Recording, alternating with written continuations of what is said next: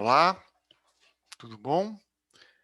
Vamos agora falar sobre o perfil tipo caixa, que ele é muito utilizado para fazer mezaninos e pequenas estruturas.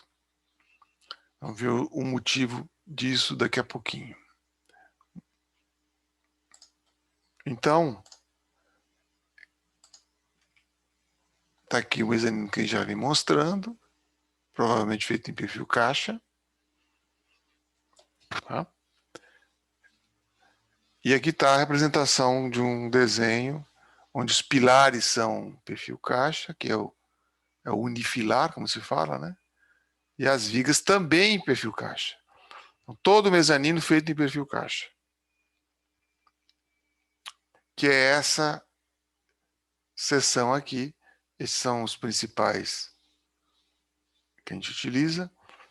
Basicamente, esse aqui, 150 por 60, 60 com 60 dá 120, dá uma parede de alvenaria, né? 304. Esses aqui são quando o vão aumenta um pouco, para 6 metros, né? A gente chega a utilizar esses perfis aqui. Então, basicamente é uma viga, então segue o roteiro de viga, verificação, flexão, veja, a gente escolhe o perfil antes e verifica.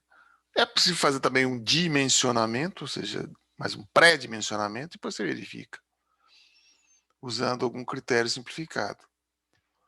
A primeira coisa importante é perceber que não tem flambagem local. Vamos supor que esse B seja 5 centímetros, então 2B é 10. Então, o comprimento sem problema de flambagem lateral é 750 centímetros, 7 metros e meio. Então, tem norma que chega a 100 aqui. Então, esse perfil é muito estável, não tem flambagem lateral como viga, porque ele, inclusive, tem sempre a laje do mezanino que se utiliza para travar. Em suma, não tem problema de flambagem lateral. Esse é um dos principais motivos de utilizar o perfil caixa em relação ao perfil I. A fórmula da flexão, M sobre W, menor que a tensão de flexão. Nesse caso, como não tem flambagem lateral, é moleza, 0,6 de FY. Queria lembrar que no caso de laminado, a gente usa 0,66. No caso de chapa dobrada, é 0,6 de FY. Tá? Com aço que a gente está adotando, dá 1.392, 1.400. O cisalhamento, só lembrando que a gente tem duas almas, certo? Uma alma, duas almas. E como tem problema de flambagem local, a gente tem que verificar essas duas fórmulas. Essa primeira, que não tem flambagem local, quando a espessura é maior. E aqui essa fórmula é o Euler de novo, levando em conta a altura da parede cisalhada dividido pela espessura dessa parede cisalhada, que é isso aqui. Tá certo? A dupla parede já é resolvida aqui, quando a gente divide por 2, é como se a gente tivesse pego apenas uma parede, ao final das contas, para comparar a tensão. Né? A gente poderia ter comparado isso aqui para verificar a relação H sobre E, mas do mesmo jeito que em vigas, raramente isso aqui é determinante no dimensionamento.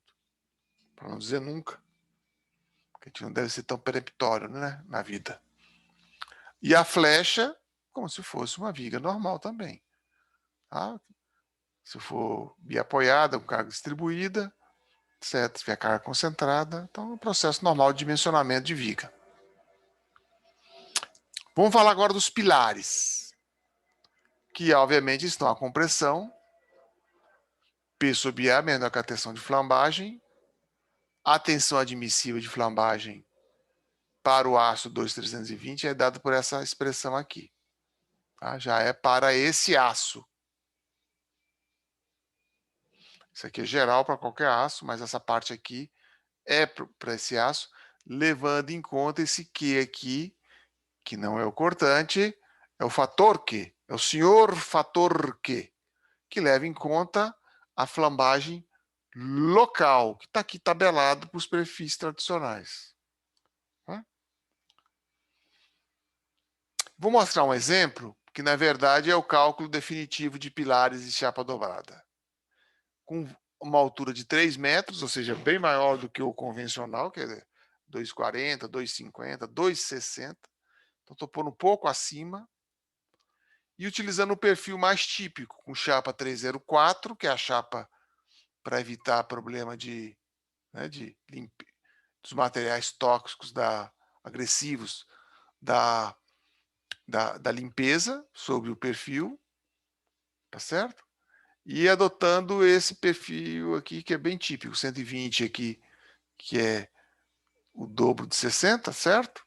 Que cabe uma parede aqui bem acomodada, uma parede de 12 centímetros aqui, depois pode passar a argamassa por fora, a parede fica de 15. Então é 150 por 120, que é esse pilar aqui, ó, 150 por 60 por 20, lembrando que aqui está a dimensão total, e aqui na tabela desse fabricante ele colocou metade, tá bom? Então é esse perfil aqui, olha. A área 1740, o IX 582, o IY 464 e o Q096, bastante alto, quase um. Opa, aqui tem um errinho. Aqui é a dimensional.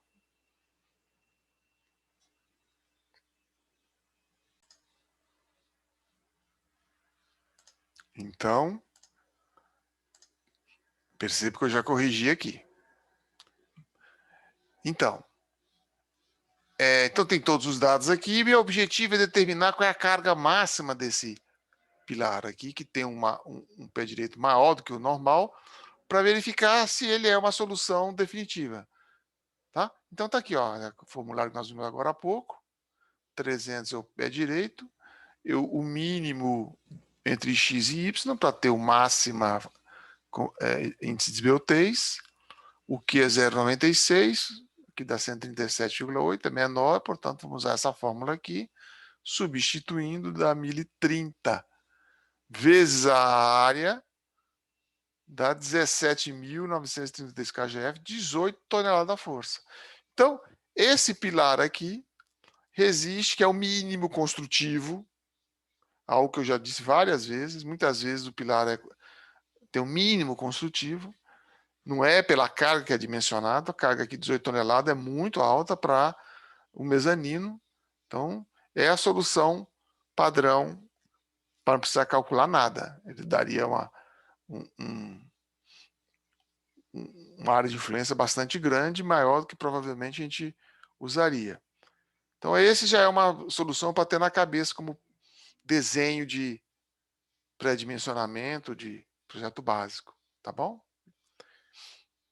Não quer dizer que a gente não vai dimensionar mais pilares, né? Mas aí é bom ter uns números assim na cabeça para comparar quando a gente fizer um cálculo novo. Também está aqui a placa de base. Isso aqui geralmente é em concreto, ou muitas vezes se o piso é a viga de concreto, ou a base é de concreto, você pode usar um fixador aqui, um chumbador furando, ou quando não, usa um chumbador aqui de meia polegada, uns 400 milímetros, para parafusar na placa de base. O objetivo aqui é determinar essa espessura para esse perfil mais ou menos que a gente utilizou. Essa tabelinha aqui, a gente determinou para várias cargas. Normalmente se utiliza 3/8 ou meia, senão fica muito fininho isso aqui. É usual. Tá? E nesse outro desenho aqui tem o detalhe da placa de base. Põe 50 milímetros a mais da altura. Aqui é o 2B, né, que é aquele 120 por 150. Aqui está genérico para qualquer seção de perfil H, perdão, de perfil caixa. E esse símbolo aqui é símbolo de solda. Aqui está indicando o soldador que ele deverá soldar por todo o entorno, por esse entorno aqui, essa peça, uma altura de solda em filete de 4 milímetros. Então ele vai fazer aqui um filete de 4 milímetros. Ele mede, né? Ele tem experiência, para fixar uma peça na outra. Isso faz na fábrica e, obviamente, você só parafusa na obra. Essa é a técnica correta de fabricação e montagem. Fabrica, solda com precisão na indústria e na obra, no campo, apenas parafuso de montagem. Portanto, tem que estar bem fabricado.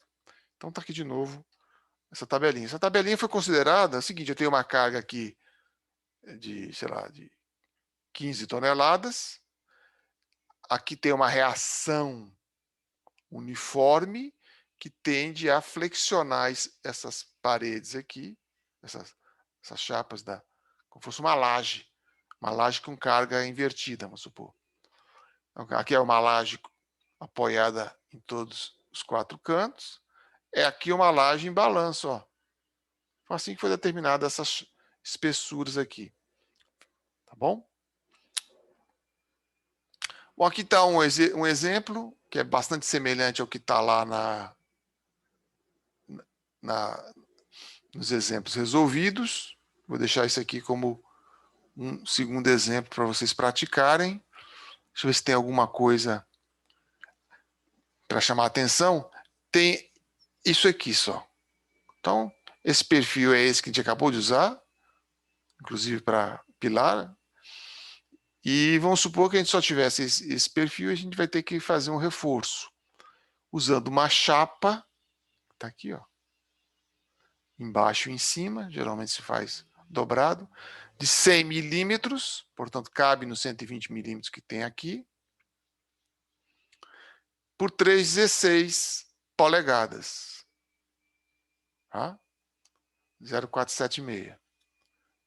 Transforma isso em milímetros, né? Em centímetros. Como é que eu calculo o JX? Eu tenho o JX do perfil e uso o Steiner para transportar daqui para cá o centro de gravidade, que já é conhecido, esses dois aqui. Tá bom?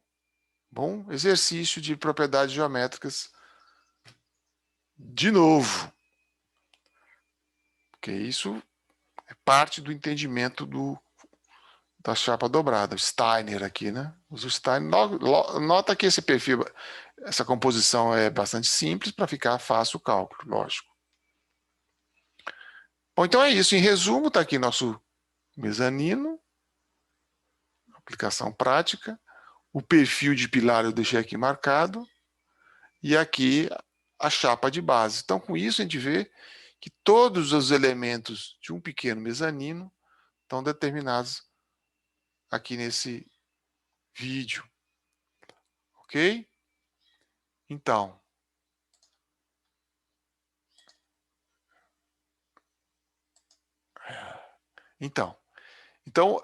eu considero que isso é um cálculo muito prático.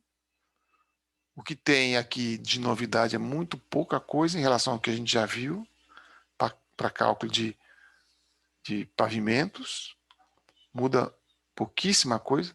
E aqui a gente fez aqui, relembrando um pouquinho também a parte de momento de inércia, que é algo importante, os perfis. Certo?